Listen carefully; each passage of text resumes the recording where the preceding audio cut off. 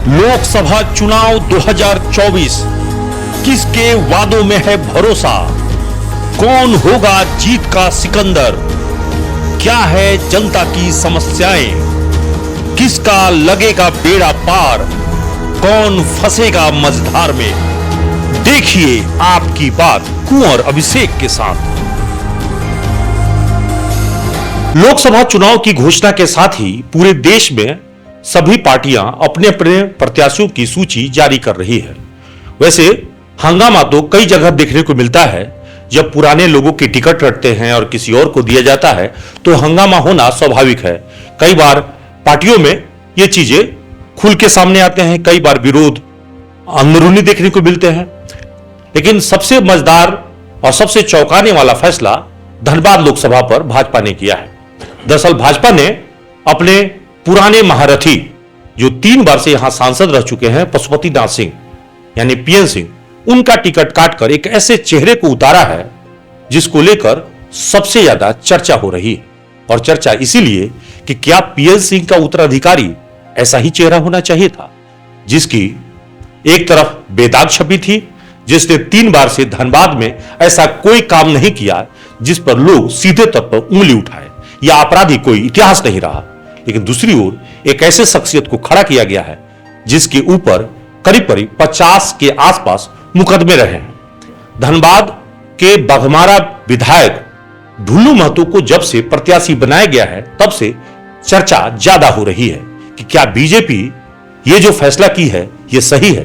कुछ लोग ये कह रहे हैं कि अगड़ी लोग एक साथ इकट्ठे होकर पिछड़ी जाति के व्यक्ति को उम्मीदवार बनाया गया इसलिए विरोध कर रहे हैं। कुछ लोग इसको और दूसरे नजरिए से देख रहे हैं कि भूमिपुत्र को उम्मीदवार बनाया गया तो दूसरे जो बाहरी लोग हैं वो विरोध कर रहे हैं। लेकिन क्या यह विरोध जातिगत है या इस विरोध में योग्यता छिपी हुई है? इस विरोध में अपराध की पृष्ठभूमि छुपी है? और इस पूरे मुद्दे पर बातचीत करने के लिए हमारे पास जो दमदार शख्सियत है वो पहचान के मोहताज तो बिल्कुल नहीं है। हम बात कर रहे हैं जमशेदपुर पूर्वी के विधायक और पूर्व मंत्री सरजू राय जी की, जो भाजपा के संयोजक भी हैं। लेकिन उनसे चर्चा करने से पहले जिस बात की हम चर्चा करेंगे वो है कि मरवाड़ी सम्मेलन, धनबाद जिला मरवाड़ी सम्मेलन के अध्यक्ष कृष्णा अग्रवाल को बघमारा विधायक ढुल्लू महतो ने फोन पे न जाने कई तरह की बातें उनके सामने की है। जो बातें की है वो समझाने के लिए थी या धमकाने के लिए थी, ये चर्चा हम सिर्फ और सिर्फ किसी और से नहीं करेंगे बल्कि कृष्णा अग्रवाल की जुबानी ही सुनेंगे। पहले हम आपको वो ऑडियो सुनाते हैं। पहले आप ऑडियो सुन लीजिए और फिर कृष्णा अग्रवाल की बात भी सुनेंगे। पहले आप ऑडियो सुन लीजिए। हेलो, हाँ कृष्णा भैया बोल रहे हैं। बोल रहे हैं विधायक जी बोल रहे हैं ढुल्लू महतो। हाँ नमस्कार, बोलिए। ये बोल रहे क्या ही लिखते हैं पेड में आप लोग? पढ़े भैया पढ़े हैं तो मतलब जब गोली चल रहा था उस समय कोई स्टेटमेंट नहीं दिया। राम मंदिर जब हम बनवाए तब राम मंदिर में कोई उसका जवाब आप नहीं लिखे। एकदम हम दिए थे भैया। क्या दिए थे? हम आपके पक्ष में बयान दिए थे उस समय अगर राम मंदिर के पक्ष में। नहीं ये क्या चीज है? ये क्या चीज है? क्या बोले? एक भी नेता जब गोली चल रहा था, व्यवसाय से दुकानदार से रंगदारी मांगा जा रहा था, उस समय कोई खुल के नहीं आया। हम आए थे, अरे बाबा हम एकदम धरना दिए थे, हम अनशन किए थे, हम भाजपा धरना। क्या हुआ? आज प्रशासन के भ्रष्ट आदमी के खिलाफ कौन लड़ता है? हम लोग माफिया हैं, गुंडा हैं।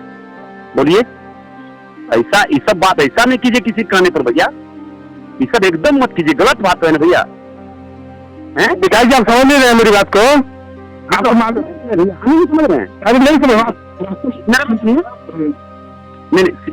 मर्डर करने वाला लोग विधायक बन गया है, मर्डर करवाने वाला लोग विधायक बन गया। उस समय चिट्ठी नहीं लिखे। नहीं हम ये बोल रहे हैं मर्डर करने वाला लोग विधायक बन गया, मर्डर करवाने वाला लोग विधायक बन गया, उस समय चिट्ठी नहीं लिखे।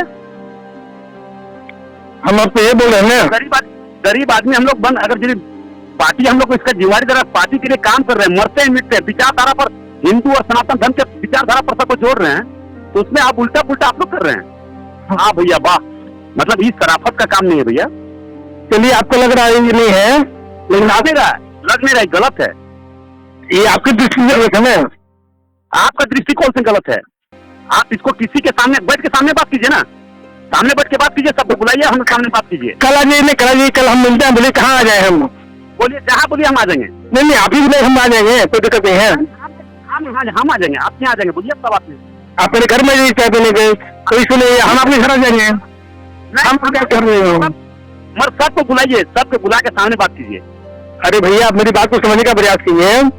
बोलिए जैसे कि अभी आप बोले जब गोली चला रहा कोई नहीं आया, आपको मालूम होना चाहिए कि हम भाजपा से रिजाइन किए थे।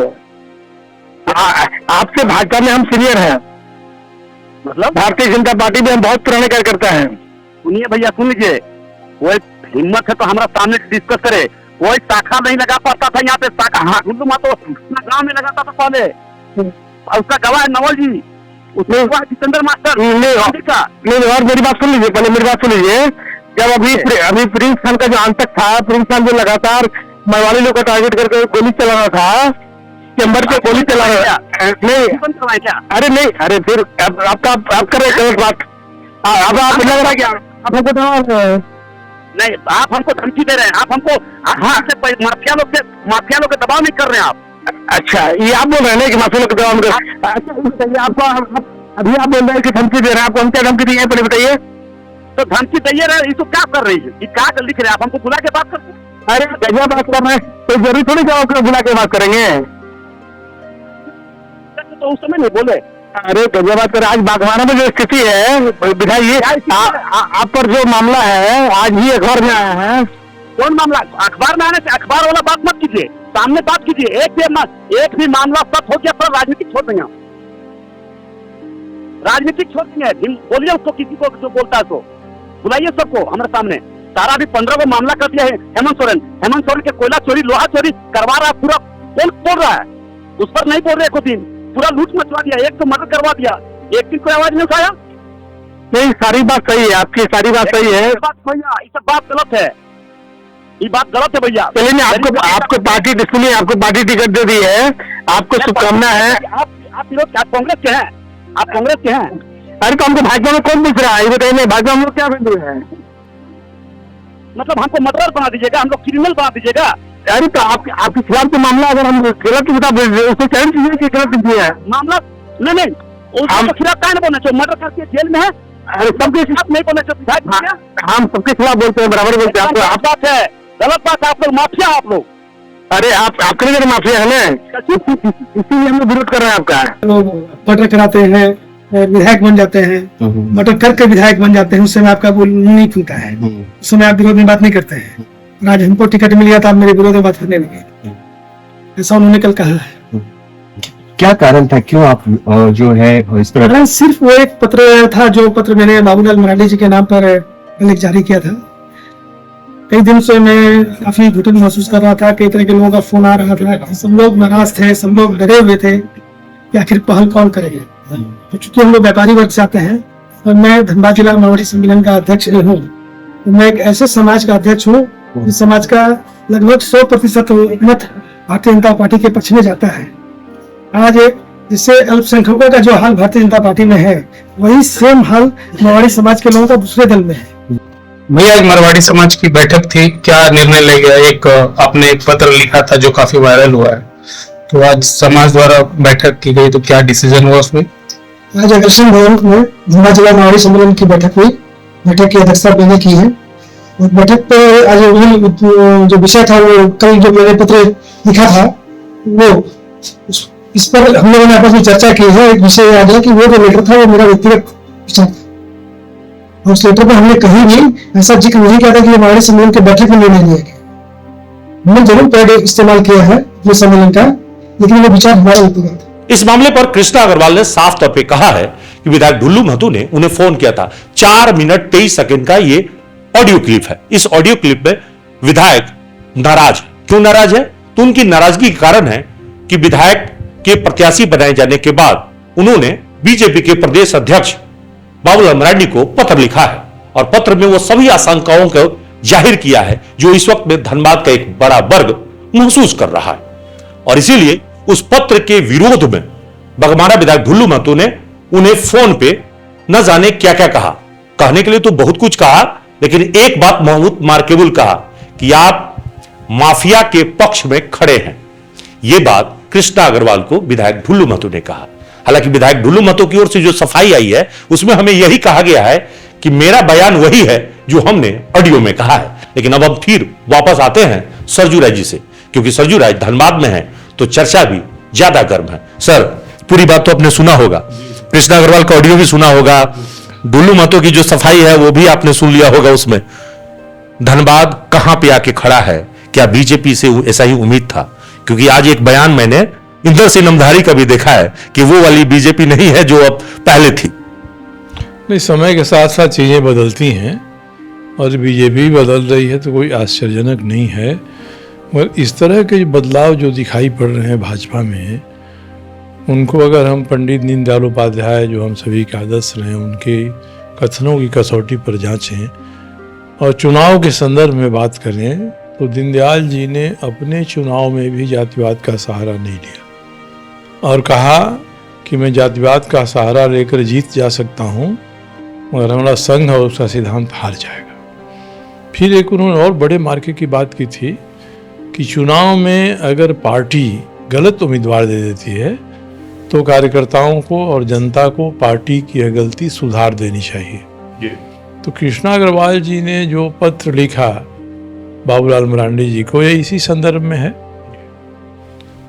और इससे जो नाराज हुए, उनका नाराज होना भी स्वाभाविक है, क्योंकि उनकी प्रकृति और प्रवृत्ति यही रही है, संस्कार यही रहा है और इसी के आधार पर वो आगे बढ़े हैं। मगर धनबाद जैसे जगह की स्थिति देखेंगे तो मोदी जी के गारंटी का वारंटी पीरियड क्या है, इस पर विचार करना पड़ेगा कि वो महीना 2 महीना का भी वारंटी रहेगा कि उनकी गारंटी पर जो संसद में जाएगा वो उनके गारंटी को जाते ही फेल कर देगा। जाने के पहले ही जब उनके वारंटी का ये हाल हो रहा है, उनकी गारंटी के वारंटी का, तो आगे क्या होगा? और ये चीज़ें भाजपा की अंदरूनी हैं। लेकिन मेरा सवाल है कि वो कह रहे हैं कि हम गरीबों का बेटा है और जब हमें प्रत्याशी बनाया गया है तो दूसरे लोग जो है वो हमारा विरोध कर रहे हैं और वो उन सभी विरोधियों को माफिया बता रहे हैं। तो चुनाव में तो तरह तरह के तर्क दिए जाते हैं। कोई गरीब के बेटा के रूप में पैदा हुआ होगा, मगर आज उसकी संतानें अगर सोने का चम्मच मुंह में लेकर पैदा हो रही हैं तो उसको ये कोई कहने का हक नहीं है कि मैं किसी गरीब कोख से पैदा हुआ हूँ। इस देश के 99.99% लोग गरीबी में ही पैदा हुए हैं, आज से जो 50 साल पहले पैदा हुए हैं। आज कई गरीब बड़ी धनी हो गए हैं, राजनीति में भी हैं, मगर अब भी वो वही नाम लेते हैं कि हम तो गरीब के बेटा हैं, हम गरीबी का दर्द जानते हैं। तो इस तर्क में कोई दम इसलिए नहीं है कि धनबाद जैसे इलाके में कभी भी जाति के आधार पर वोट नहीं हुआ है। जी, मिक्स्ड है। पीएन सिंह जी या रीता वर्मा जी या कोई जी आगे जो जीते, सबको वोट मिलता है और किसी अपनी जाति के भरोसे या अपने वर्ग के भरोसे कोई चुनाव जीत भी नहीं सकता है। इसीलिए इसमें वातावरण समावेशी होना चाहिए। मैं नहीं कहता हूँ कि भारतीय जनता पार्टी ने जितने टिकट दिए हैं सब में ऐसे ही हैं, कई जगह पर उन्होंने बदला भी है, चेंज किया है, टिकट देने के बाद लौटाया है।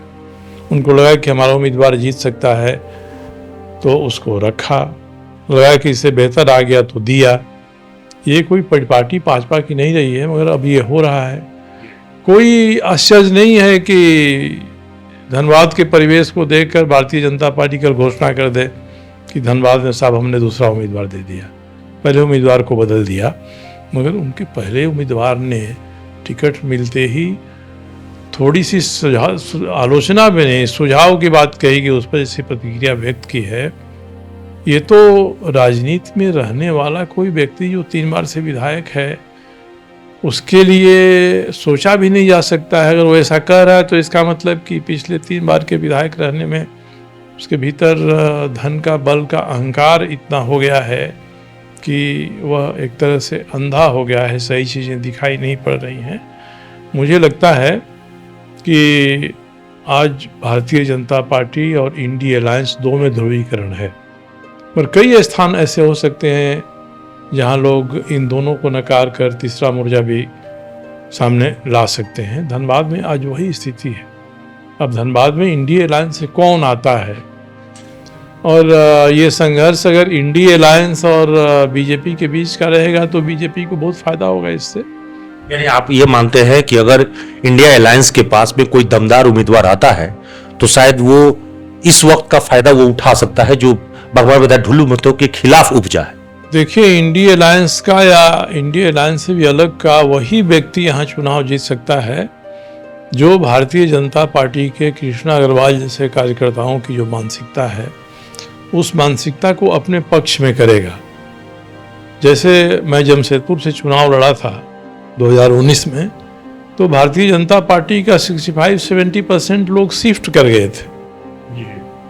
अगर ऐसा होता है तो यहाँ भी भाजपा के जो कार्यकर्ता हैं वो उम्मीदवार देकर अपना मन बदल सकते हैं, उनकी मानसिकता शिफ्ट हो सकती है। लेकिन लोग तो यही सोच रहे हैं कि एक तरफ बीजेपी के पुराने चेहरे जो हैं सादगी पसंद रहे हैं पीएन सिंह, दूसरी तरफ ढुल्लू महतो एक आक्रामक चेहरा है। वो तो केस को भी आंदोलन से सारा केस को भी बता रहे हैं कि वो आंदोलन वाला केस है, जो भी उन पर 49 केस है, 3 मामले में वो 4 मामले में बजब्ते उनको सजा हुई है, एक मामले में 1.5 साल की सजा हुई है, एक मामले में थोड़ी कम 1 साल की सजा हुई है। तो वो सभी मामले में वो बता रहे हैं कि वो सब आंदोलन से जुड़ा हुआ है या केस कराई गई है सरकार के द्वारा। ठीक है, हर अपराधी यही कहता है कि मैंने अपराध नहीं किया है, मुझ पर आरोप थोप दिया गया है।